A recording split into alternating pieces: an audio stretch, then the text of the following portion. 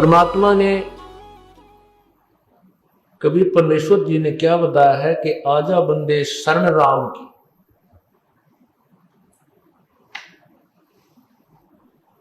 फिर पीछे पछतावेगा।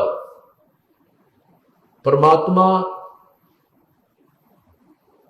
जब इस काल के लोक में, इस मृत लोक में आते हैं, वे स्वयं ही संत की भूमिका करते हैं, स्वयं ही एक भक्त की वास्तविक भूमिका करते हैं। अपने ही डबल रोल ट्रिपल रोल बनाकर परमात्मा हमें शिक्षा देते हैं। स्वयं ही कह रहे हैं कि आजा बंदे शरण आपकी, परमात्मा ही भक्ति में लग जा तू, नहीं तो फिर पीछे पछताएगा।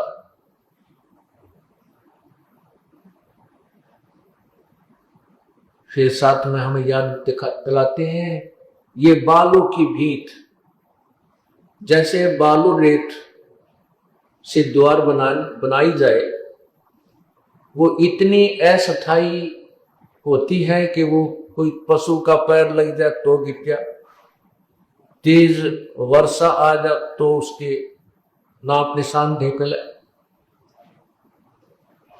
तेज हवा से वो भी डिस्टर्ब हो जाती है, नष्ट हो जाती है। इसी प्रकार हमारा ये शरीर 5 तत्वों से बना हुआ पुतला है, इसका पता नहीं किस कारण से अंत हो जाए। एक्सीडेंट में ये नष्ट हो सकता है, पानी में डूब जाए, बिजली का करंट लग जाए, हार्ट अटैक हो जाए, कितना कैंसर हो जाए, कोई ना जाने कितने प्रकार की बीमारियां इसके पीछे लगी है। और ऐसे धंधे, ऐसे अस्थायी शरीर को पाकर जूझना भूल गया कि भगवान भूल गए। इस शरीर की वास्तविकता की हमें संतों से ही पता चला, नहीं तो हम इसको बहुत ही अच्छा और सथाई माने हुए थे। इसलिए हम डरते नहीं थे, इसलिए हम भगवान को याद नहीं करते थे। अब हमने इसकी अस्थायित्व का पता चल गया कि ये तो कुछ भी को नहीं। परमात्मा कहते हैं पानी जैसा बुदबुदा असमानुष की जात, देखत ही छुप जावेगा जो तारा परिवात। ये तो पानी जैसा बुलबुला, पानी के ऊपर एक बुलबुला आ जाता है, वो कुछ देर तो बहुत ज्यों का तो रहता है, 1 सेकंड में उसका पता नहीं चलता।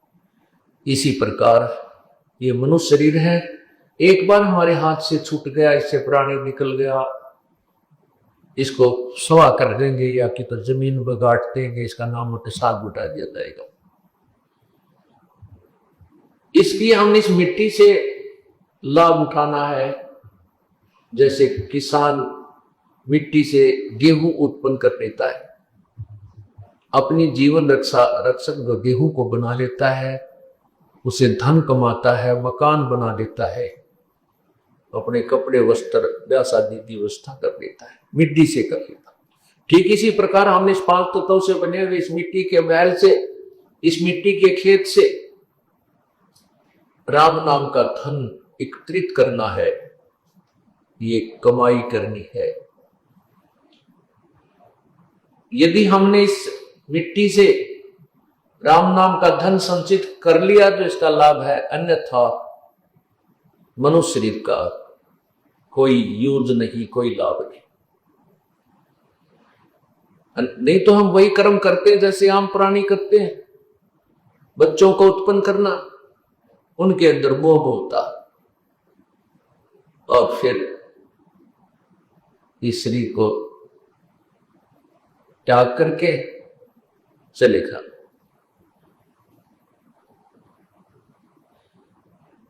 इसलिए परमात्मा हमें याद दिला रहे हैं ये बालू की भीत, ये आपका जो शरीर है ये ऐसा जैसे बालू रेत की बनी हुई एक दीवार को जो बिल्कुल अस्थायी जिसका कोई भरोसा नहीं कब और किस कारण से नष्ट हो जाए, ऐसे शरीर, ऐसा शरीर है। और फिर कहते हैं इस मिट्टी से बने हुए शरीर की तू कब तक खैर मनावेगा, कब तक शुक्र मनावेगा। बीमार हो गया, कोई इंजेक्शन लगा दिया, राहत मिल गई। कैंसर होगी, डॉक्टर भी हाथ खड़े कर देते हैं, भाई तो ये मृत्यु को प्राप्त होगा ही पक्का। तो परमात्मा कहते हैं मान लीजिए 100 वर्ष भी रह गया तो व्यर्थ होना इसका, इसकी खैर कब तक मनाएगा। अर्थात इस मिट्टी से लाभ उठाने से तेरा लाभ होगा, परमात्मा प्राप्त होगा।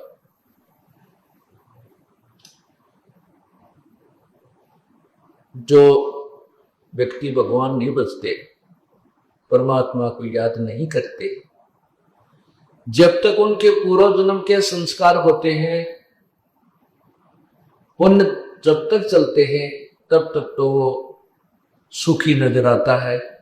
शरीर भी स्वस्थ है, घर में भी सुख है, कार कोठी भी है, फैक्ट्रियां भी खूब तड़ाके चल रही है।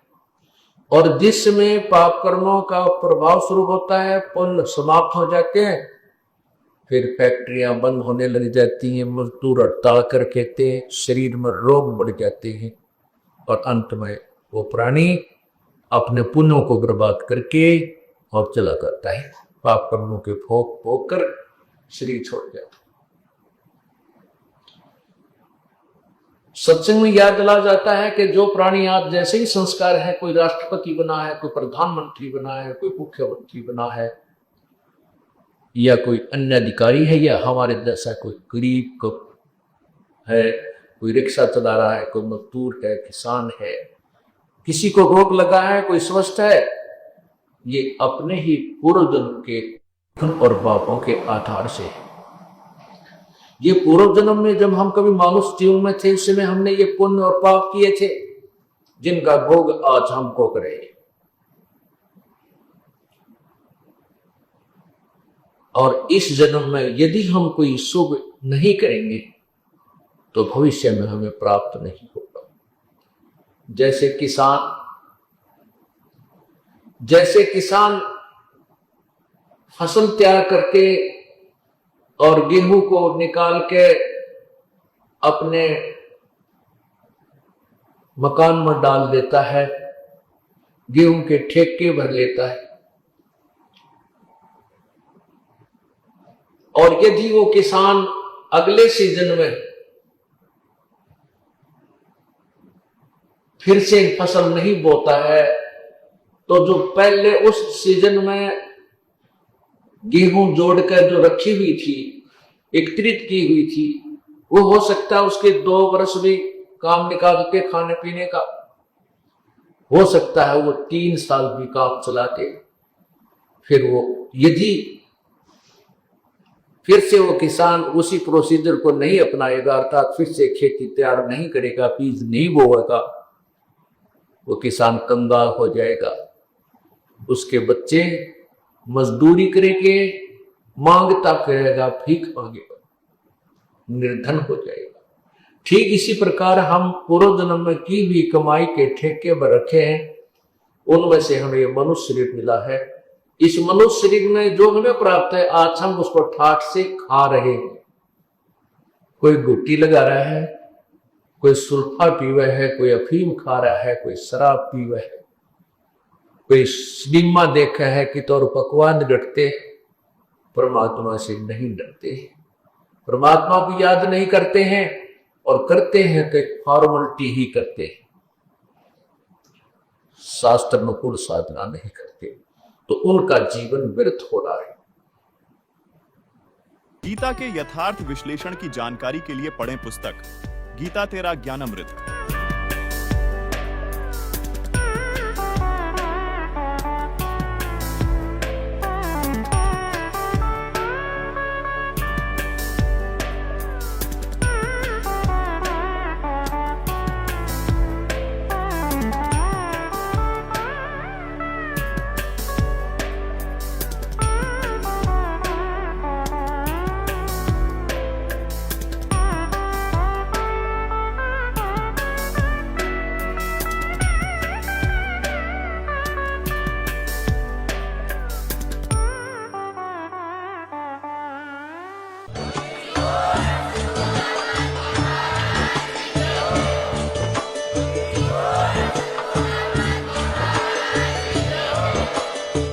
सुन रहे थे जगत गुरु तत्वदर्शी संत रामपाल जी महाराज जी के मंगल प्रवचन। अधिक जानकारी के लिए विजिट कीजिए हमारी वेबसाइट www.jagatgururampalji.org। संत रामपाल जी महाराज जी के शुभ आशीर्वाद से पूरे विश्व भर में 500 से भी ज्यादा नाम दीक्षा केंद्र हैं, जिन पर संत रामपाल जी महाराज जी द्वारा ऑनलाइन निशुल्क नाम दीक्षा दी जा रही है। अपने नजदीकी नाम दीक्षा केंद्र का पता करने के लिए